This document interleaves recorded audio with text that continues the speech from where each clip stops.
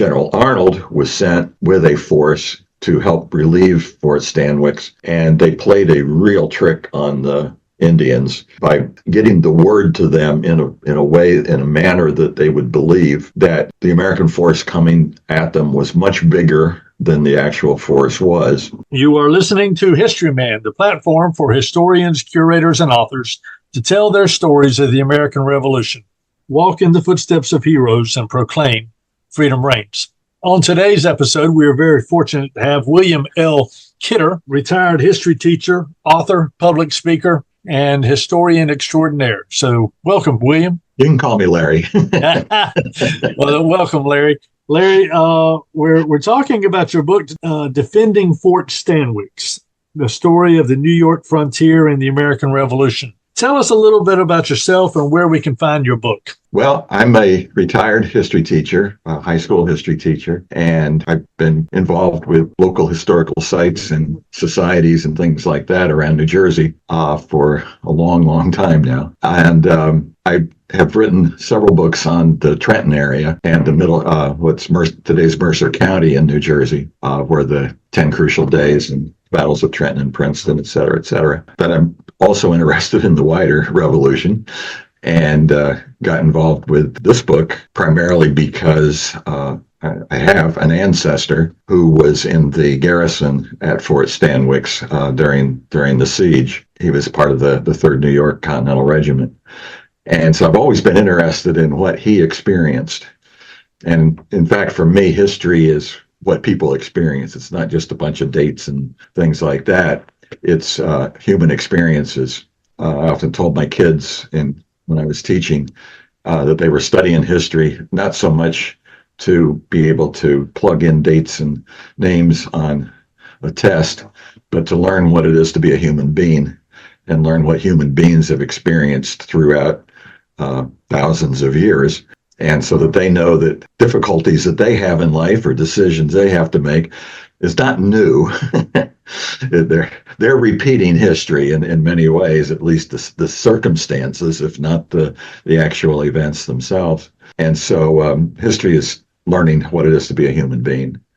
And so I wanted to get that into the story of Fort Stanwix to understand some more about my background. Well, any book that you write is a monumental task. The book that you have written here obviously is a monumental task.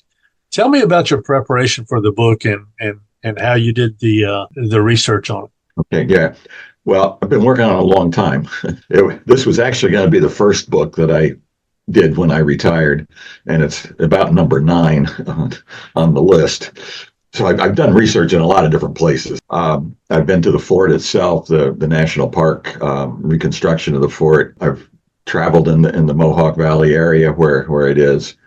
And I've also done a ton of research at a facility that no longer exists, the David Library of the American Revolution, which now has its collection at the American Philosophical Society in Philadelphia, but it used to be a separate location about 20 minutes from my home.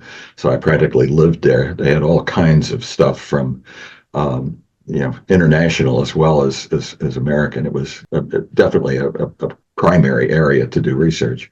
But I've also gone to Albany and other places in New York and done research. And one of the really cool things about living as long as I have is the internet. And so many things being digitized now and being made available on the internet that didn't used to be. And so that helps historians not quite travel as much as they once did. And one of the primary things on the internet is pension applications from veterans of the Revolution. And they were a treasure trove of information to go through and find out about individual people, individual men and women who were at the fort during and before and after the siege. It was just very illuminating to do that. And also a number of war records, unit records, regimental records, muster rolls, things like that, orderly books, all kinds of things are online now. And that's been a big help. Right, right. So, how would you classify this book? Well, it's definitely nonfiction. It's definitely a history book. I hope that it more or less reads like a novel, in many, at least in some sections. But nothing. I haven't added anything to it to enliven the story or anything like that. I've simply used the good stuff that I found. What I have found is a lot of these places that we take for granted, the historical record actually shows in many cases that these names change over the. What are some of the other names it had? Well, it really had one other name, and that was Fort Schuyler, and that was during the Revolution, the period that I'm looking at. It was originally Fort Stanwix. It was named after a British general during the French and Indian War.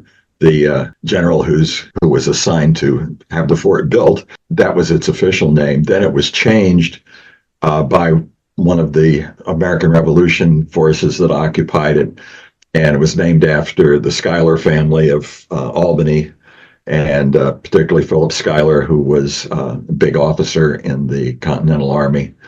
So it was named for him. An issue there was that a lot of people in the area didn't really like the Schuylers. They were landowners, they were the royalty, if you will, of that area. And because it had been known as Fort Stanwix for so long, people just wanted to keep calling it that. So I had to be aware that in official records, during most of the Revolution, it was Fort Schuyler. And in ordinary people or in lower ranking people, it was often Fort Stanwix. They finally gave up on the Fort Schuyler by the end of the war, and they went back to calling it Fort Stanwix. So where was it located in relation to Okay. Well, think of New York State and think of the Mohawk River running right through the middle, east to west, at least halfway across from east to west. And then where the Mohawk really begins and then flows towards the Hudson, if there was a portion of land, and then there was rivers on the other way that flowed into Lake Ontario. So there was a water route right across the middle of New York State, and Fort Stanwix was basically right in the middle of that main transportation route on a piece of land that became known as the Carry Place. Because if you were coming from the Hudson River up the river, you had to carry your boat and everything, the Mohawk River to Woods Creek, and then put the boat back in the water and then go all the way to the west. And if you're traveling the other way, it was just the opposite. So it was a portage place right in the middle of that very important transportation and communication route. Today it's Rome, New York. So at that time, Native Americans that occupied that area or were around that area, who were they?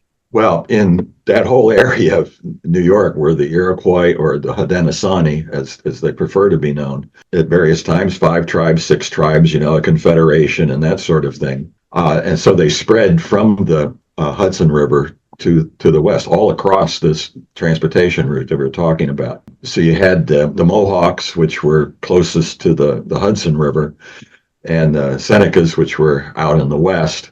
And then kind of right in the middle where Fort Stanwix was, that was territory occupied by the Oneida Nation. And that made things interesting in many ways, because in the French and Indian War, the Native Americans had to decide which side they were going to support or whatever. And then certainly it came up again in the Revolution. And the Oneida, those Indians that were around Fort Stanwix, definitely sided with the Americans, with the Patriots. And most of the other Iroquois nations sided with the British. So there was a civil war going on between the Iroquois themselves at the time. And there was also a civil war going on between the settlers in the area, those who supported the British and those who supported the Patriots. So it made for a very, very interesting but complex relationship between people. We take for granted a lot of the things that happened in the Revolutionary War, but certainly in the backcountry of New York, things were kind of in doubt there for a while. The British were trying to push into that area and and lay claim to that area, or stay as the main hegemon. And how far was Fort Ticonderoga from there? Fort Ticonderoga, as the crow flies, was about 110 miles. But basically, to get there, you had to go, that was like the hypotenuse of a triangle.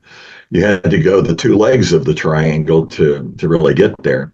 So be much more distant than that. Did the Native Americans want Fort Stanwix around? I know we talked about, you said the Civil War between the Native Americans, and did they like Fort Stanwix? Or I would imagine that there was some conflict there where they felt like, okay, they promised us they wouldn't push any further into the backcountry, but yet they continue with this fort. Was there a conflict over that? Well, yes. But there were times when and conditions under which they wanted the fort there. Just to back up a little bit, the Proclamation of 1763, which theoretically was a boundary that the British would not go west of and take more native land. That started just about where Fort Stanwix was. In fact, there was another treaty, the Treaty of Fort Stanwix, that redefined the proclamation line, and it put Fort Stanwix right at the end of the area that the British could have settlement. So theoretically, it wasn't supposed to go beyond that. But it's right in the middle of the Iroquois nations, Confederation. And it's because it's right on the communication line. It was a trade route that went way back, the fur trade and that kind of thing, back with the Dutch and the British very early in the colonial period. The area was very important. So you had a lot of travel through that area. The Iroquois, particularly the Oneida, they looked at Fort Stanwix as a potential trading post, a trading area that would help enrich them, in their trading occupation. They didn't like the fact that there were going to be soldiers there, that would be controlling them in some ways and perhaps drawing activity, military activity to their area. So there was a constant back and forth between how much is this going to be a military thing? How much is this going to be a trade area that will, build things up rather than tear things down? And that became a major issue. During the French and Indian War, when Fort Stanwix was built, there was the promise that it would be taken down after the war. There was not a permanent military thing to, keep the Native Americans under control or anything like that. That didn't really happen. The fort was abandoned and it kind of fell apart, but it was still there and still known. And when the Americans decided in the early Revolution to rebuild it and re-garrison it, they had to have some conversations with the Oneida about that. And the Oneida were fine, focusing on, make it a trading post. And they were not as happy about soldiers going there, but they allowed it. And they were definitely on our side. I mean, they helped out at the siege to defend the fort. So it wasn't that they were that angry about it. Well, tell me about the siege. Tell me how that went down. There was a number of years where nothing was happening. There were rumors that things were going to happen, but nothing really happened. And I would think that the garrison life was a tedious life. And there was all sorts of problems maintaining a force there that was controllable. Tell us a little bit about the siege, when that happened, and how that took place. Okay. Well, let me just say that the book deals with the siege, but the siege was only about 3 weeks, about 21, 22 days. But the story that I tell is more like a year and a half. The 3rd New York Continental Regiment, that is the primary topic or the primary garrison of the period that I cover, was there that whole time period. So for 21 days, they were besieged. But for the entire year and a half that they were there, the soldiers had to be really careful about leaving the fort and going any distance from it without a group of people, without guards, without scouts, things like that, in order not to be attacked. Life was very dangerous out there because, again, even if there wasn't a British army besieging the fort, there were Native Americans who were sided with the British, who were in the area and making life miserable for anybody who supported the Patriot cause because they were supporting the British. The story, there were some civilians living around the fort as well as the fort garrison, and they ran into situations where, the Oneidas might be friendly to them, but the Mohawks or the Senecas or others were not. So it was really tense, day in and day out, even if there wasn't the actual siege going on.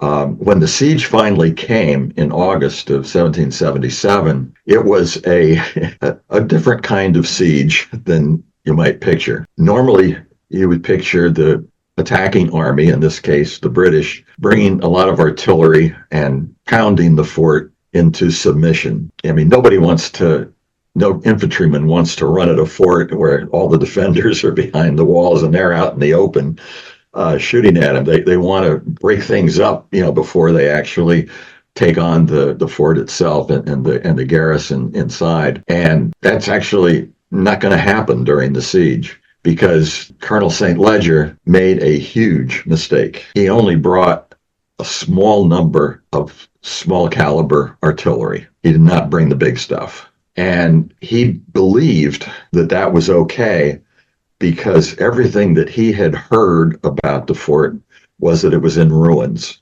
and that there weren't that many people at it, at the garrison. So once he started the siege, he kind of started realizing, wait a minute, this isn't going to work. But he had to keep at it. He had to try to make it work. Just to back up, the Americans had rebuilt the fort. Not completely. I think the story of Fort Stanwix is interesting. It was never complete. Okay, people were always complaining, I got this much to do, I got that much to do, we're getting close, but we don't have it all set. I think it was very appropriate that when the National Park Service rebuilt the fort, rebuilt a model of it, right on the footprint where it had been, that when it came time for the opening weekend of it, the fort wasn't quite done yet. And I think that was very appropriate to the fort's history.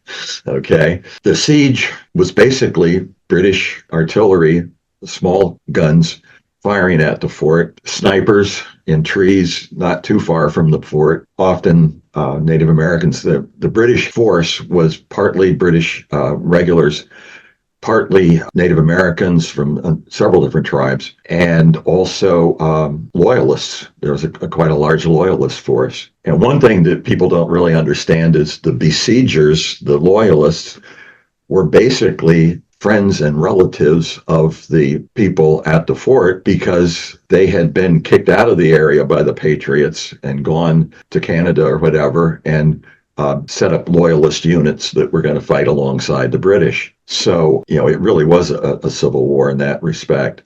A number of the men in the 3rd New York Regiment were also from the Mohawk Valley area. And so it's a local fight as much as it is an international fight. The siege itself, like I say, was very frustrating for both sides. The Americans couldn't get rid of the British, and the British couldn't defeat the Americans. And so they're just kind of going at it. And then finally the British leave. And the British leave after the Battle of Oriskany. I think it's important to recognize the Battle of Oriskany as part of I won't say part of the siege, but part of the activity in the Mohawk Valley that affected the siege. It took place while the siege was going on. It took place because some local Patriot militia were going to go help the fort and help the garrison, and the British counteracted that primarily with loyalists, again, who are fighting their family and friends there, as well as Native Americans who were fighting among the nations of the Iroquois there. But that battle did not end the siege by any means. It was quite early in the process. But then to get the British to actually leave, it was a combination of things. Number one, it was that it was taking weeks, not days. And Native Americans at that time, they believed in living to fight another day. They weren't into mass casualties for a number of reasons. One of which was there just weren't that many of them. The Native Americans have been wiped out by disease and all kind of things, for hundreds of years at this point, the Iroquois tribes were trying to increase their numbers, partly through warfare and taking captives, and then adopting the captives into their local tribe and capturing colonists and turning them into members of their tribe. So even the Oneida Nation was not pure blood Oneida. Okay, they had a lot of DNA that had come into the nation. But anyway, the nations were small, and they didn't want to kill everybody off in a big battle. People that were with St. Ledger, fighting with him, wanted to get the heck out of there because they were just taking casualties and not really accomplishing anything. And so finally, a relief force from General Burgoyne's army, which was coming down south, through the Lake Champlain area towards Albany. It's going to end up at the Battle of Saratoga, if you're familiar with that.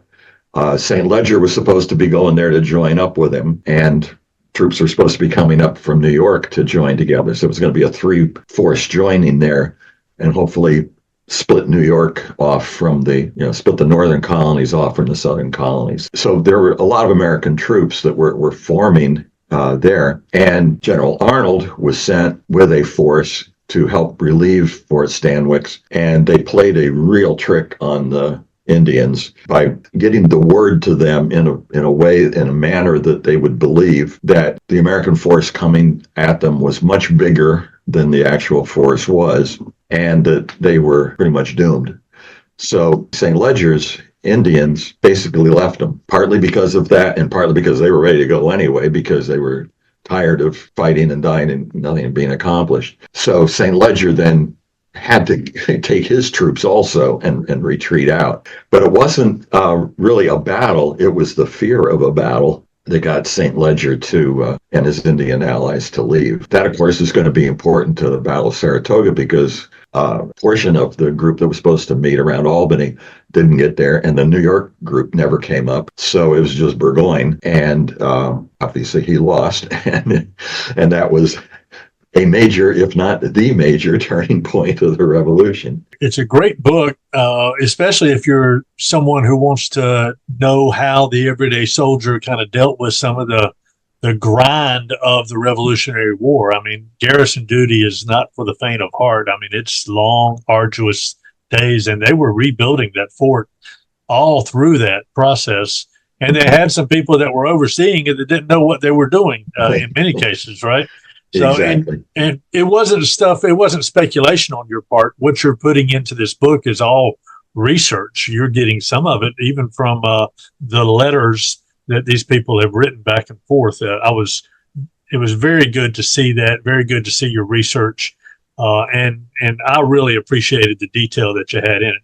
I liked the fact that, you had snipers taking out the sentinels on the walls of the fort. It was like a Indian sniper, and they finally figured out where he was, and they took the cannon and aimed it at him, blew him out of the tree. The story is great for the historian. In me, I enjoyed reading it. What would you want people to take away from their time or take away from this book? Well, I definitely would like people to take away some of the things you're just kind of alluding to there, that history is human, and history has a lot of human stories in it.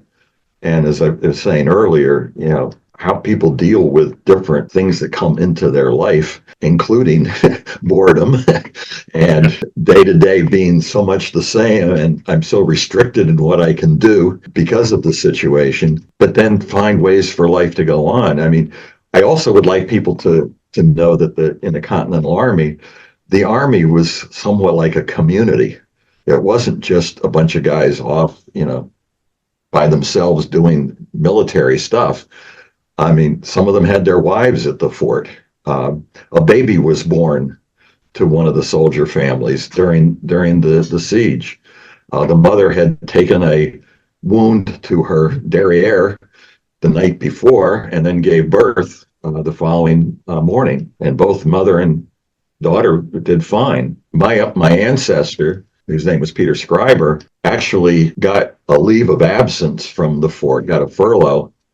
I guess it was about 2 weeks after the siege, and was able to go back home. He lived in Rhinebeck, New York, on the Hudson River, and he got married during that furlough. And I can only assume that his wife came back and was at the fort. I wish I could prove she was a camp follower, because he stayed in the Army for the rest of the war. He was in for 6.5 years, and the siege was early in his career. But during the war, they had 2 babies born while he was off on duty.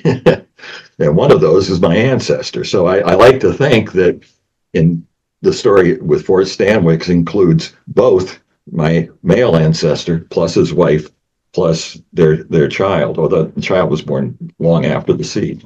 I just see it as so human, and I want people to understand the Continental Army that way. I also want them to understand the Continental Army was constantly going through change, and I think that comes out in the book also. Where would they find your book? Well, it's being published by Cornell University Press under their Three Hills imprint. Certainly it's available from them. I'm assuming that it's going to be, I know they do good marketing, so I assume it will be available in bookstores and online. A bookstore that I would really recommend is the Fort Plain Museum bookstore. Fort Plain is another fort in the Mohawk River Valley, and it's a fabulous place that helps the history of that area and helps the history of the Revolution in general. And they have so many good books that they sell. And that helps to support the development of history in the Mohawk Valley. So the proceeds from the book go to a good cause there. Outstanding. What does liberty, this is something I try to ask all my guests, what does liberty mean to you? Well, liberty is a really interesting thing. For me, there's not one way to look at liberty. There are many, many ways to look at liberty. I'm a U.S. Navy veteran. I looked at liberty as a way to get away from work, okay, to get off base or to get off the ship and that kind of thing, and be free to do what I wanted to do and not be under orders all the time. But that's very different. There's also, we look at liberty in a political sense as freedom to make various decisions that we want to, things that we want to do rather than things that we are ordered to do. And I think that freedom is one of those words that has a lot of scope to it. It's not just one thing or another. It varies all the time. And you have to look at liberty and actually freedom, the same thing, in relationship to a situation rather than just a global understanding. In any situation the word is used, it's got some subtle as well as outward meanings and variation in meaning. I'm very excited that I was able to read this book, and I hope our listeners are too. So thank you so much.